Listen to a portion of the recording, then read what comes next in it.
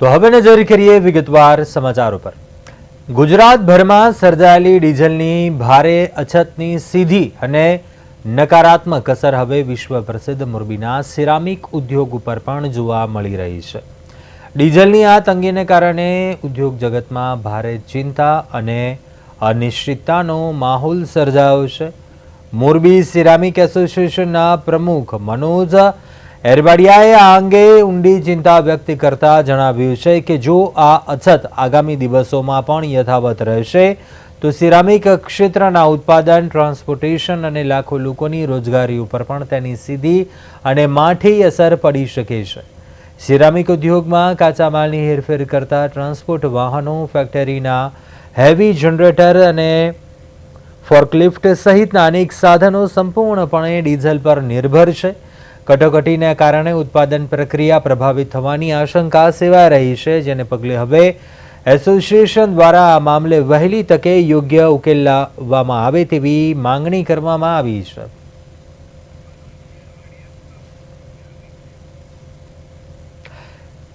Ceramic એસોસિએશનના પ્રમુખ મનોજભાઈ છે, તેઓ ફોન લાઈન પર અમારી સાથે જોડાયા છે। મનોજભાઈ, સ્વાગત છે આપનું પ્રદેશ 24 ગુજરાતીમાં। મનોજભાઈ, એક તરફ સિરામિક ઉદ્યોગને મુશ્કેલીનો સામનો કરવો પડી રહ્યો છે જ્યારથી જે યુદ્ધની પરિસ્થિતિ સર્જાઈ અન્ય ગલ્ફ કન્ટ્રીમાં, ત્યારબાદ અત્યાર સુધી હવે ડીઝલની અછત છે। હાલ કયા પ્રકારની પરિસ્થિતિ છે સિરામિક ઉદ્યોગમાં, શું કહેશો? વાત કરીએ તો સિરામિક ઉદ્યોગની જે પરિસ્થિતિ છે, યુદ્ધને લઈ અને જે ગેસની અછત થઈ હતી ત્યારથી સિરામિક ઇન્ડસ્ટ્રી ડિસ્ટર્બ થઈ ગઈ છે। આમાં 45 દિવસ અમે લોકોએ અમારું પ્રોડક્શન સદંતર બંધ રાખેલું। પ્રોડક્શન અમે ચાલુ કર્યા 1 તારીખથી 1 મેથી, પણ હમણાં છેલ્લા 4-5 દિવસથી જે અત્યારે ડીઝલની અછત થઈ છે એને લઈને પાછી એક મુસીબત આવી છે। કેમ કે ડીઝલ જે છે અમારી પ્રોડક્શનની પણ એક રિક્વાયરમેન્ટ હોય છે, મટીરિયલ જે કંઈ આવતું હોય એ પણ ડીઝલને લઈને જ આવતું હોય, કેમ કે ટ્રકમાંથી અમારું મટીરિયલ આવતું હોય અને ટ્રક દ્વારા મટીરિયલ જતું હોય। ડીઝલ પૂરતા પ્રમાણમાં ન મળતું હોવાથી અત્યારે ઇન્ડસ્ટ્રીને મુસીબતનો સામનો કરવો પડી રહ્યો છે। મનોજભાઈ, શું આપ આશા રાખી રહ્યા છો, શું રજૂઆત કરવા માંગશો કે આ નિરાકરણ આવે જલ્દીથી આ સમસ્યાઓનું, કે ફરી એકવાર ઉદ્યોગ છે તે બેઠો થઈ શકે? વચ્ચે જે પ્રકારનો સમયગાળો નીકળ્યો છે, પરંતુ હજુ પણ આવનારા દિવસોમાં પણ કયા પ્રકારની પરિસ્થિતિ આપ જોઈ રહ્યા છો? હવે આપણે આશા રાખીએ કે આ જે પરિસ્થિતિ નિર્માણ થઈ છે, જીઓ પોલિટિકલ પરિસ્થિતિ, એ પરિસ્થિતિ વહેલી તકે એક સ્થિર થાય અને આપણે બધા લોકોની સુખાકારી માટે એક નિરાકરણ આવે એવી એક આશા રાખીએ છીએ। જો આ પરિસ્થિતિ લાંબુ ચાલશે અને ડીઝલની અછતના હિસાબે ઇન્ડસ્ટ્રીને અને આપણા દરેક નાગરિકોને બહુ મોટી મુશ્કેલીઓ આવશે એવું લાગી રહ્યું છે। ચોક્કસથી પ્રદેશ 24 ગુજરાતી સાથે આપે અભિપ્રાય આપ્યો, ખૂબ ખૂબ આભાર આપનો।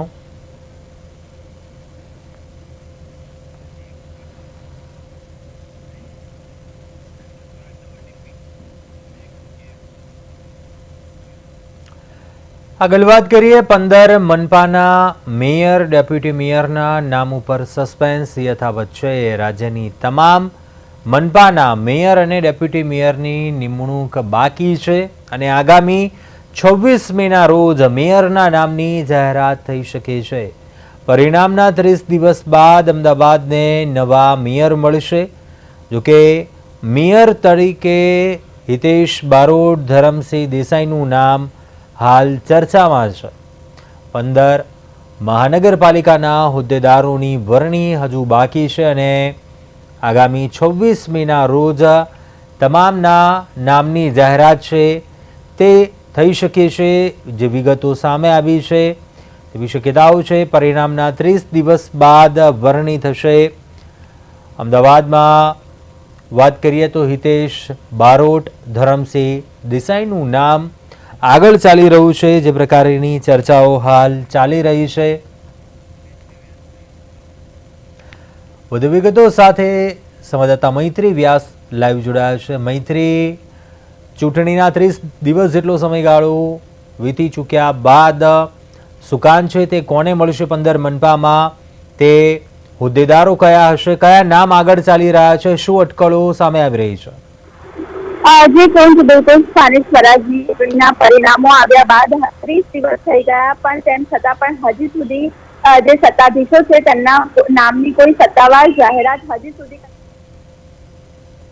પાર્લામેન્ટરી બોર્ડ દ્વારા તમામ સત્તાધીશોના નામ પર મંજૂરી લગાવી દેવામાં આવી છે, મંજૂરીની મોહર લાગી ગઈ છે, પણ આ તમામના નામની જે સત્તાવાર જાહેરાત છે એ કરવાની બાકી છે. મહત્વનું કહી શકાય કે અમદાવાદ મનપાની વાત કરીએ તો અમદાવાદ મનપા દ્વારા જે છે તે 26 અમદાવાદ મનપા દ્વારા જે છે તે 26 મેના રોજ સામાન્ય સભા મળશે. આ ચૂંટણીના પરિણામો બાદ પહેલી સામાન્ય સભા 26 મેના રોજ મળવાની છે, જેમાં આ અમદાવાદ મનપા માટેના મેયર, ડેપ્યુટી મેયર સહિતના જે સત્તાધીશો છે તેમના નામની જાહેરાત આ સામાન્ય સભામાં થાય તેવી શક્યતાઓ પૂરેપૂરી જોવા મળી રહી છે. મહત્વનું કહી શકાય કે અમદાવાદ સહિત સુરત, રાજકોટ, ભાવનગર અને જે જિલ્લાઓ છે તેમાં જે પદાધિકારીઓ છે તેમની નિમણૂક 28 તારીખે થશે, કારણ કે 28 તારીખના રોજ તેમનું પહેલી સામાન્ય સભા મળવાની છે અને 26 તારીખના રોજ અમદાવાદમાં પહેલી સામાન્ય સભા મળશે, જેમાં અમદાવાદના નવા mayor, deputy mayor, standing chairman, શાસક પક્ષના નેતા અને દંડકની નિમણૂક કરવામાં આવશે. સાથે જ સ્ટેન્ડિંગ ચેરમેનની વાત કરીએ તો સ્ટેન્ડિંગ ચેરમેન અને જે સ્ટેન્ડિંગની જે કમિટી હોય છે તેના તમામ જે સભ્યો છે તેમની જાહેરાત પણ આ સામાન્ય સભામાં થઈ શકે તેવી જાહેરાત થઈ શકે તેવી શક્યતાઓ પણ પૂરેપૂરી જોવા મળી રહી છે. અમદાવાદના મેયરની વાત કરીએ તો પ્રથમ જે 2.5 વર્ષની જે ટર્મ છે તેમાં ઓબીસી પુરુષ માટે આ બેઠક જે છે તે અનામત રાખવામાં આવી છે અને મેયરનું જે પદ હોય છે તે સિનિયર અનુભવી જે કોર્પોરેટર રહી ચૂક્યા હોય તેમને આપવામાં આવે છે, એટલે કે ઓબીસી પુરુષમાં જે સિનિયર કોર્પોરેટર રહી ચૂક્યા હશે, જેમની પાસે બહોળો એવો અનુભવ ધરાવે છે તેવા નેતાને જે આ પદ મળે તેવી શક્યતાઓ પૂરેપૂરી જોવા મળી રહી છે, જેમાં હિતેશ બારોટ જે થલતેજ વોર્ડના કોર્પોરેટર છે, જે બહોળો અનુભવ ધરાવે છે, તેમનું નામ ચર્ચાઈ રહ્યું છે. સાથે જ પ્રથમ વખત કોર્પોરેટર બન્યા હોય તેવા બોડકદેવ વોર્ડના ધરમસિંહ દેસાઈ જે છે તે અગાઉ એએમટીએસ કમિટીના ચેરમેન પણ રહી ચૂક્યા છે, તેમનું નામ પણ ચર્ચાએ જોવા મળી રહ્યું છે. સાથે જ વેજલપુરના અનુભવી કોર્પોરેટર છે રાજુભાઈ, તેમનું નામ પણ ચર્ચામાં જોવા મળી રહ્યું છે. એટલે આ તમામના નામ હાલ ચર્ચાએ જોવા મળી રહ્યા છે, પણ ખાસ કરીને કોણ મેયર બનશે, કોણ ડેપ્યુટી મેયર બનશે, આ તમામના નામની સત્તાવાર જાહેરાત છે તે 26 તારીખના રોજ કરવામાં આવશે. પાર્લામેન્ટરી બોર્ડની જે બેઠક મળી હતી તેમાં આ તમામ નામો જે છે તેમાં મંજૂરી આપી દેવામાં આવી છે, પણ હજી સુધી કોઈ પણ સત્તાવાર રીતે જાહેરાત કરવામાં આવી નથી. એટલે 26 મેના રોજ જ્યારે પ્રથમ જે બેઠક મળશે, સામાન્ય સભા મળશે, તેમાં આ તમામના નામની જાહેરાત કરવામાં આવશે. પહેલું બોર્ડ જે છે તે 26 મેના રોજ મળવાનું છે અને ક્યાંક ને ક્યાંક આ દિવસે જે છે તે સ્ટેન્ડિંગ ચેરમેનની પણ નિમણૂક કરવામાં આવે અને સ્ટેન્ડિંગ કમિટીના જે તમામ જે સભ્યોની ટીમ હોય છે, 18 સભ્યો હોય છે, તે તમામના નામની પણ જે છે તે જાહેરાત આ સામાન્ય સભામાં થાય તેવી શક્યતાઓ ક્યાંક ને ક્યાંક જોવા મળી રહી છે.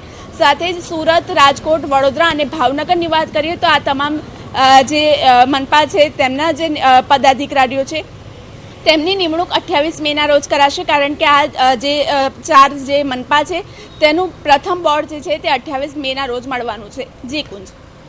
ચોક્કસ મૈત્રી, ખાસ કરીને વાત કરીએ ન માત્ર અમદાવાદની પરંતુ અનેક મહાનગરોમાં મહાનગરપાલિકાની વાત કરીએ, વરણી થવામાં આટલા દિવસનો સમયગાળો વીતી ચૂક્યો છે, નવા યુવા ચહેરાઓને શું તક મળે તેવી અટકળો?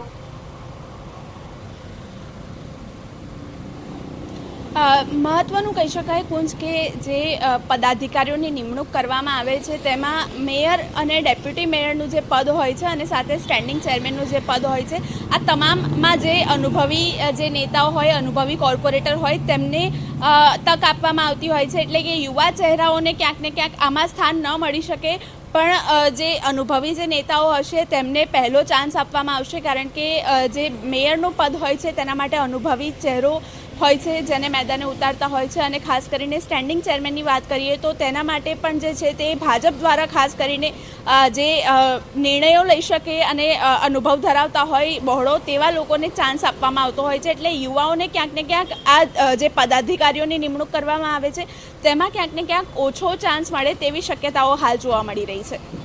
ચોક્કસ મૈત્રી, આભાર વિગતો જણાવવા બદલ.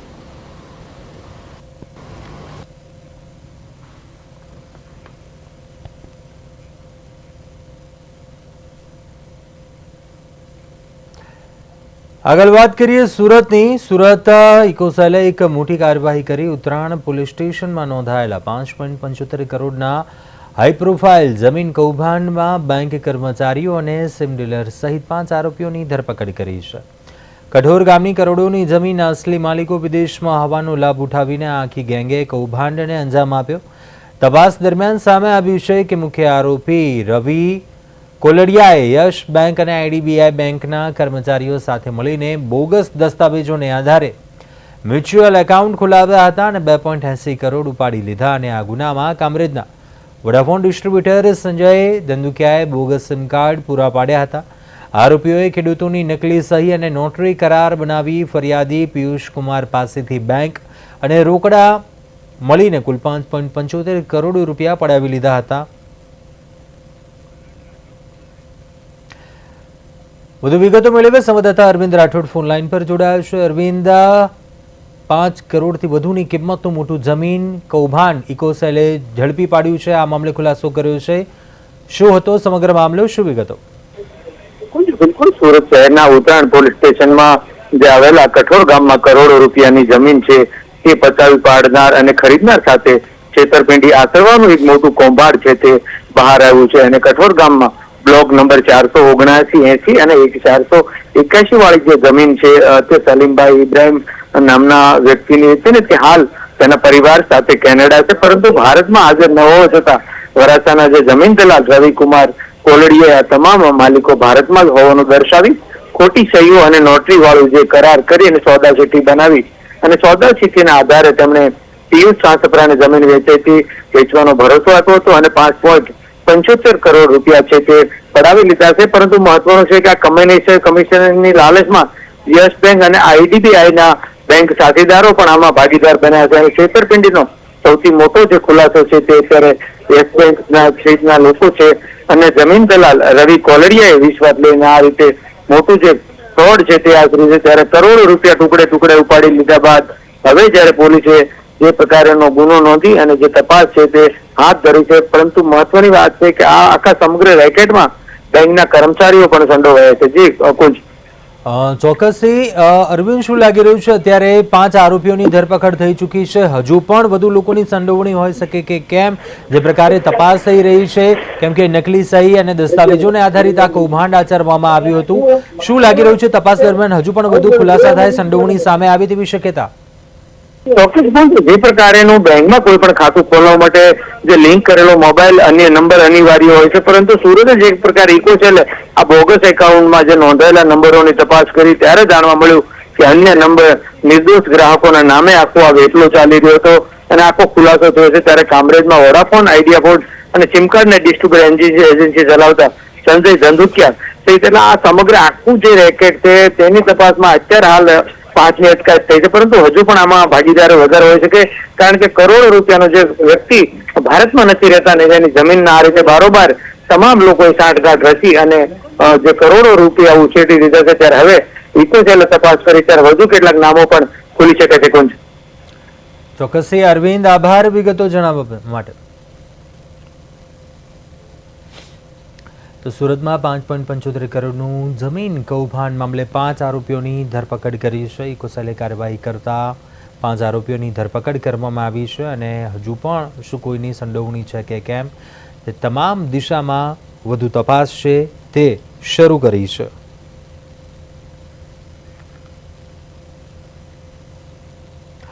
આગળ વાત કરીએ, રાજકોટમાં સૌરાષ્ટ્ર ક્રિકેટ એસોસિએશનના વહીવટ અને સભ્યપદને લઈને એક મોટો રાજકીય અને રમતગમત ક્ષેત્રનો વિવાદ સામે આવ્યો છે. પોરબંદર જિલ્લા ક્રિકેટ એસોસિએશનના સેક્રેટરી કિરીટભાઈ સવજાણીએ મીડિયા સમક્ષ આવીને એસસીએના સત્તાધીશો પર પરિવારવાદ ચલાવવાનો ગંભીર આક્ષેપ કર્યો. કિરીટભાઈ સવજાણીએ જણાવ્યું કે એસસીએમાં વર્ષોથી નવી સદસ્યતા આપવાનું સંપૂર્ણપણે બંધ કરી દેવાયું છે અને ત્યાં માત્ર વારસાઈ સભ્યતા જ આપવામાં આવી રહી છે, જે લોકશાહી ઢબે ચાલતી સંસ્થા માટે યોગ્ય નથી.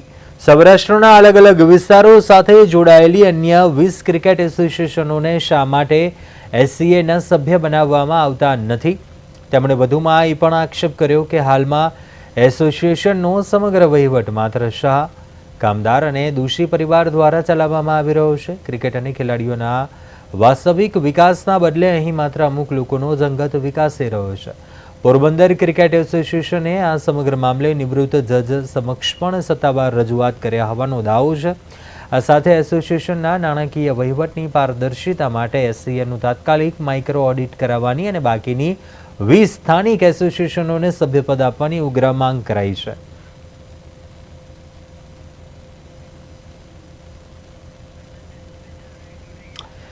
વધુ વિગતો સાથે સંવાદદાતા ધનંજય સોનેચા લાઈવ જોડાયા છે. ધનંજય, સૌરાષ્ટ્ર ક્રિકેટ એસોસિએશનમાં પરિવારવાદનો મુદ્દો ગરમાયો છે.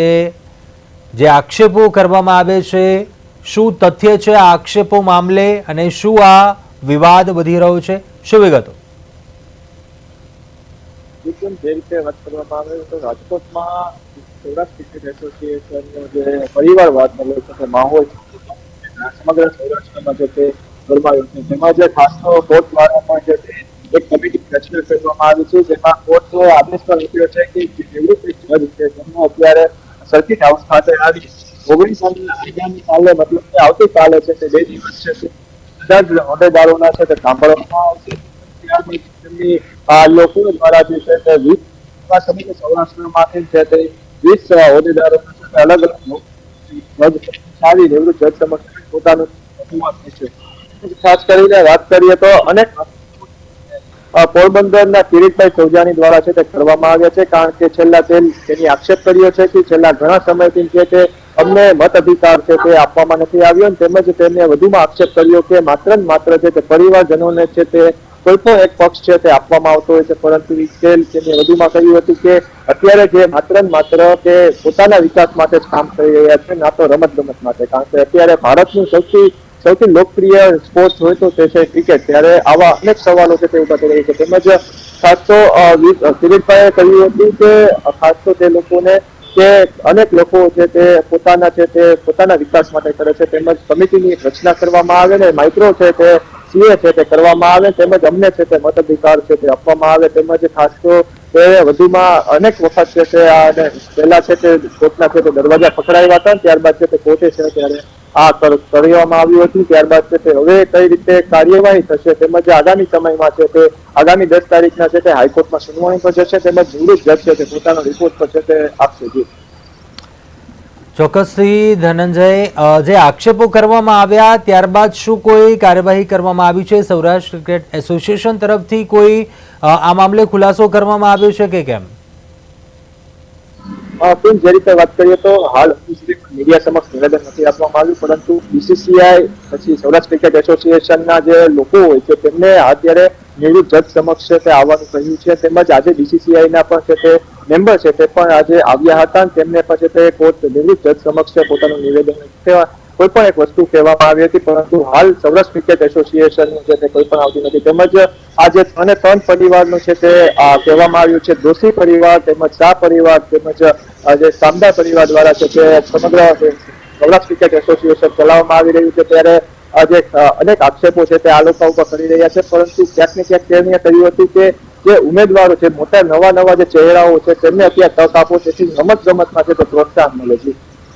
ચોક્કસથી ધનંજય, આભાર વિગતો જણાવવા બદલ.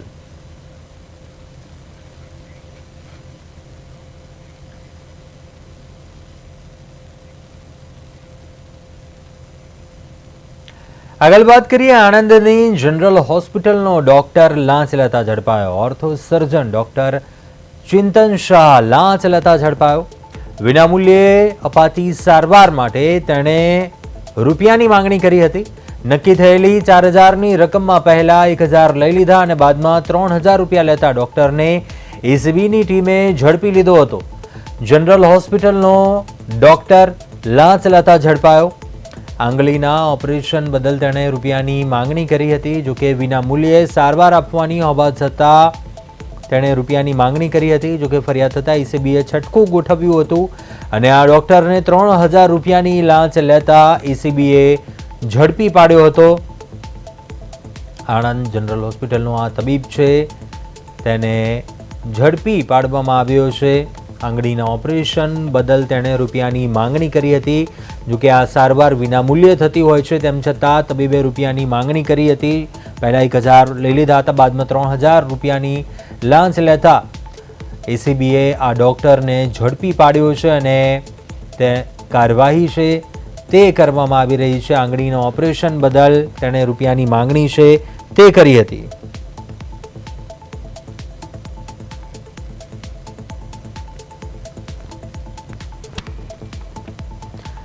તો જનરલ હોસ્પિટલનો ડૉક્ટર લાંચ લેતા ઝડપાયો. આંગળીના ઓપરેશન બદલ રૂપિયાની માંગણી કરી હતી. જોકે જે સારવાર છે વિનામૂલ્યે થતી હોય છે, તેમ છતાં તબીબ છે તેણે રૂપિયા 4000ના રકમની માંગણી કરી હતી. જોકે પહેલાં 1000 રૂપિયા તેણે તબીબને આપી દીધા હતા દર્દીએ. જોકે અન્ય 3000 રૂપિયા આપે તે સમયે જ એસીબીની ટીમે છટકું ગોઠવી આ લાંચિયા તબીબને ઝડપી પાડ્યો હતો. ફરિયાદ થતાં એસીબીએ છટકું ગોઠવ્યું હતું અને બાકીના 3000ની રકમ તે લે ત્યારે જ આ ડૉક્ટરને એસીબીએ ઝડપી પાડ્યો હતો. જનરલ હોસ્પિટલનો આ તબીબ છે તેને લાંચ લેતા ઝડપી પાડવામાં આવ્યો છે.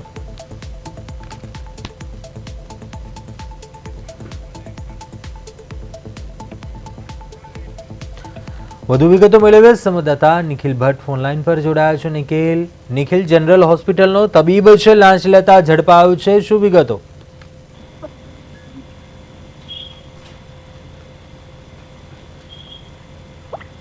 હેલો જી નિખિલ, તબીબ લાંચ લેતા ઝડપાયો છે, શું વિગતો? એ ચોક્કસથી જો વાત કરવામાં આવે તો જનરલ આનંદ હોસ્પિટલનો ડોક્ટર ઓર્થોપેડિક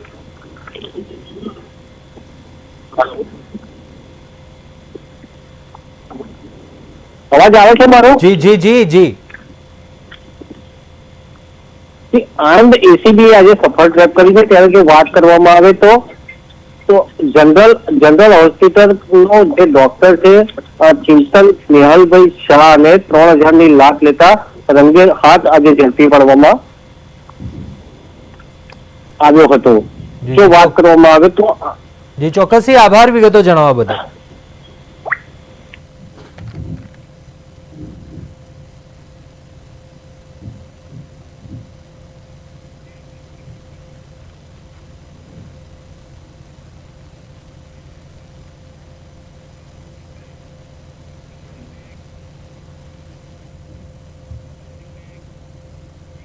હાલ બુલેટિનમાં બસ આટલું. આપ જોતા રહો પ્રદેશ 24 ગુજરાતી. નમસ્કાર.